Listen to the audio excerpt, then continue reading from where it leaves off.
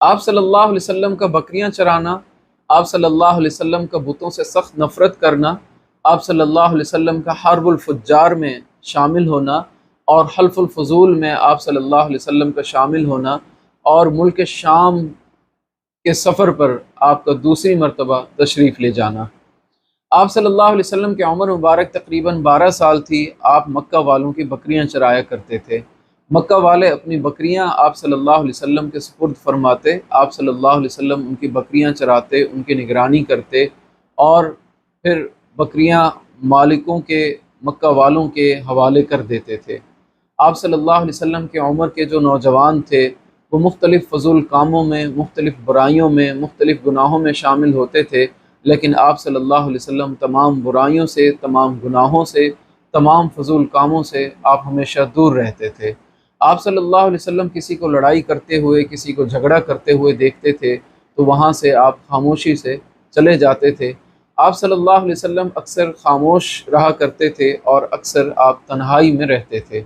آپ صلی اللہ علیہ وسلم کے زمانے میں بت پرستی عام تھی، لوگ بتوں کی عبادت کرتے تھے۔ آپ کے زمانے میں مشہور بت لات اور عزیٰ تھے، لیکن آپ صلی اللہ علیہ وسلم نے کبھی بھی اپنی زندگی میں، نہ بچپن میں، نہ لڑکپن میں، نہ جوانی میں، کبھی بھی آپ صلی اللہ علیہ وسلم نے کسی بت کی عبادت نہیں کی، کسی بت کے سامنے نہیں جھکے۔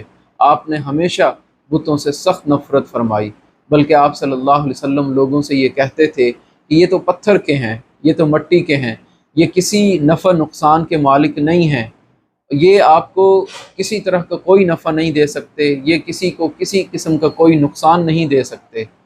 حتیٰ کہ آپ کے جو چچا تھے یا آپ کی پھوپھیاں تھیں، وہ آپ سے ناراض ہوتے تھے اور کہتے تھے کہ کہیں ایسا نہ ہو کہ آپ کو کوئی نقصان پہنچے کہ آپ ہمارے بتوں کی عبادت نہیں کرتے، لیکن آپ صلی اللہ علیہ وسلم کو کسی قسم کا کوئی خوف نہیں تھا، بلکہ آپ صلی اللہ علیہ وسلم اللہ کی بنائی ہوئی چیزوں میں آپ غور و فکر فرمایا کرتے تھے۔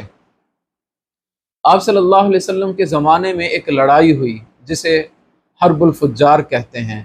یہ بنو قیس اور بنو کنانہ کے درمیان لڑائی تھی، اور آپ صلی اللہ علیہ وسلم کا جو خاندان تھا، خاندان قریش، ان کا معاہدہ بنو کنانہ سے تھا۔ بنو کنانہ کی لڑائی جب بنو قیس سے ہوئی، بنو قیس نے حملہ کر دیا ذی قعدہ کے مہینے میں، تو قریش والوں نے بنو کنانہ کا ساتھ دیا۔ اس ساتھ دینے میں نبی پاک صلی اللہ علیہ وسلم بھی شامل ہوئے، لیکن آپ صلی اللہ علیہ وسلم نے بذات خود کسی کے ساتھ کوئی لڑائی نہیں کی، کوئی قتال نہیں کیا، کوئی تلوار نہیں چلائی، بلکہ آپ نے اپنے چچاؤں کی حفاظت فرمائی، ان کی نگرانی کی، اور سامان حرب اٹھا کر دیتے رہے، لیکن بذات خود کسی کے ساتھ کوئی لڑائی نہیں کی۔ اس کو حرب الفجار اس لیے کہتے ہیں کہ یہ ذی قعدہ کے مہینے میں یہ لڑائی ہوئی۔ اسے فسق و فجور کی جنگ کہا جاتا ہے۔ اس کے بعد ایک حلف الفضول ہوا، ایک معاہدہ ہوا جس میں یہ طے کیا گیا کہ ہم مظلوموں کا ساتھ دیں گے، اور چاہے وہ دیس کا ہو، پردیس کا ہو، کوئی بھی شخص مظلوم ہوگا ہم اس کا بھرپور ساتھ دیں گے۔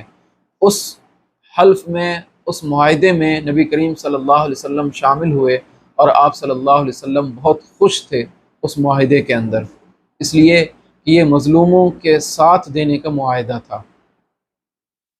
تقریباً آپ کی عمر مبارک کوئی 20 سے 25 سال کے درمیان تھی، تو آپ کے چچا ابو طالب نے آپ سے کہا کہ بھتیجے، حالات بہت خراب ہیں، معاشی حالات بہت تنگ ہیں، حالانکہ آپ صلی اللہ علیہ وسلم کا جو خرچ تھا، آپ اپنا خرچ کسی پر نہیں ڈالتے تھے، آپ اپنا خرچ خود اٹھاتے تھے، آپ اپنا بوجھ کسی پر نہیں ڈالتے تھے، لیکن اس کے باوجود آپ کے چچا نے آپ سے کہا کہ گھر کے حالات بہت تنگ ہیں، معاشی حالات بہت خراب ہیں، قریش والوں کا ایک قافلہ جا رہا ہے شام کی طرف تجارت کے لیے، آپ بھی اس میں شامل ہو جائیں۔ اور قریش کے خاندان کی ایک خاتون ہے جو بہت مالدار ہے، دیانتدار بھی ہے، اور خوبصورت اور خوبصیرت بھی ہے، حضرت خدیجہ بنت خویلد۔ حضرت خدیجہ بنت خویلد کا عرب میں ایک بڑا نام تھا۔ آپ نے 2 شادیاں کی تھی اور دونوں شوہر وفات پا گئے تھے۔ اس کے بعد عرب کے لوگ آپ سے شادی کرنا چاہتے تھے، لیکن حضرت خدیجہ بنت خویلد مستقل مسلسل انکار فرماتی تھی، کسی سے بھی آپ شادی کا اظہار نہیں فرماتی تھی، نہ ہی کسی سے آپ شادی کرنا چاہتی تھی۔ آپ صلی اللہ علیہ وسلم نے اپنے چچا سے فرمایا کہ اگر حضرت خدیجہ بنت خویلد خود آپ کو بلائیں گی تو آپ ضرور اس قافلے میں، اس تجارتی قافلے میں شامل ہوں گے۔ اور آپ صلی اللہ علیہ وسلم کو یقین تھا کہ حضرت خدیجہ بنت خویلد آپ کو ضرور بلائیں گی۔ اس کی وجہ یہ تھی کہ مکہ میں آپ کا بڑا نام تھا، آپ کی سچائی، آپ کی امانت، آپ کی دیانت پورے مکہ میں مشہور تھی، اور لوگ آپ کو امین کے نام سے پکارتے تھے۔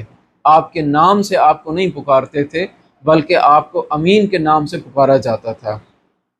چنانچہ ایسا ہی ہوا، حضرت خدیجہ الکبریٰ رضی اللہ تعالی عنہا نے آپ صلی اللہ علیہ وسلم کو بلایا، اور آپ صلی اللہ علیہ وسلم سے فرمایا کہ ہم نے آپ کی سچائی کے، آپ کی دیانت کے بہت چرچے سنے ہیں، میں چاہتی ہوں کہ اس بار تجارتی قافلہ آپ لے کر جائیں، میں دوسروں سے 2 گنا آپ کو زیادہ نفع دوں گی۔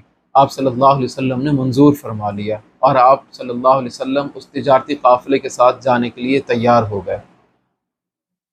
جب وہ قافلہ جانے لگا تو آپ کے چچاؤں نے قافلہ والوں کو آپ صلی اللہ علیہ وسلم کی حفاظت کی ذمہ داری سونپی، اور آپ کا خیال کرنے کی آپ پورے قافلے کو بہت زیادہ تنبیہ کی۔ آپ کے چچا نہیں چاہتے تھے کہ آپ کو شام کے سفر پر بھیجیں، اس لیے کہ یہودیوں سے آپ صلی اللہ علیہ وسلم کو بہت ڈر تھا کہ کہیں یہودی آپ صلی اللہ علیہ وسلم کو کوئی نقصان نہ پہنچا دیں۔ لیکن حالات بہت زیادہ خراب تھے، معاشی حالات بہت تنگ تھے، آپ صلی اللہ علیہ وسلم کو مجبوراً اس تجارتی سفر میں لے جانا پڑا، بھیجنا پڑا۔ جب وہ قافلہ روانہ ہوا تو حضرت خدیجہ الکبریٰ کا ایک غلام تھا، میسرہ۔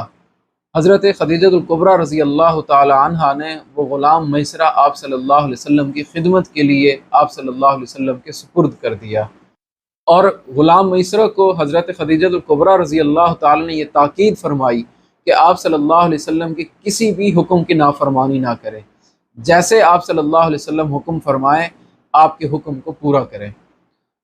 جب یہ قافلہ روانہ ہوا تو وہی معجزہ دیکھا گیا، غلام میسرہ نے بھی دیکھا، قافلہ والوں نے بھی دیکھا کہ ایک بادل کا ٹکڑا ہے جو آپ صلی اللہ علیہ وسلم کے اوپر مستقل سایہ کیے ہوئے ہے۔ قافلہ چل رہا ہے، جہاں جہاں قافلہ چلتا ہے، جہاں جہاں آپ صلی اللہ علیہ وسلم جاتے ہیں، اٹھتے ہیں، بیٹھتے ہیں، جہاں قافلہ پڑاؤ ڈالتا ہے، رکتا ہے، وہ بادل کا ٹکڑا آپ صلی اللہ علیہ وسلم کے اوپر آ کر سایہ کر دیتا ہے۔ یہ قافلہ چلتا ہوا ملک شام کی سرحد میں داخل ہوا۔ بصرہ بازار میں ایک مقام تھا، وہاں پر ایک درخت تھا، اس درخت کے سائے میں نبی کریم صلی اللہ علیہ وسلم جا کر بیٹھے۔ وہاں پر ایک راہب تھا، نستور راہب، عیسائی نستور راہب۔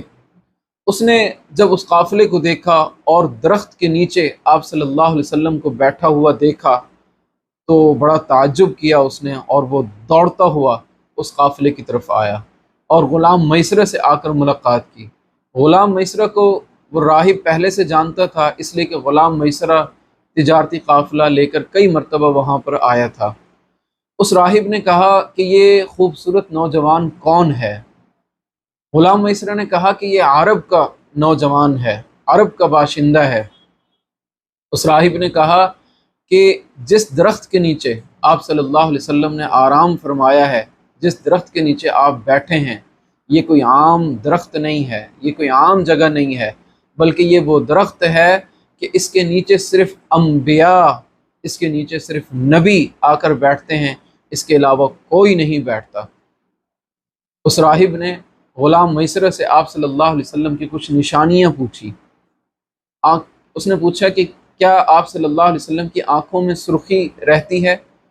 اس غلام میسرہ نے کہا کہ مستقل آپ صلی اللہ علیہ وسلم کی آنکھوں میں سرخی رہتی ہے، اور بے شمار اٹھنے، بیٹھنے، چلنے، پھرنے، بات کرنے، بتوں کی عبادت سے متعلق اور بچپن، لڑکپن، سب کچھ اس راہب نے غلام میسرہ سے پوچھا۔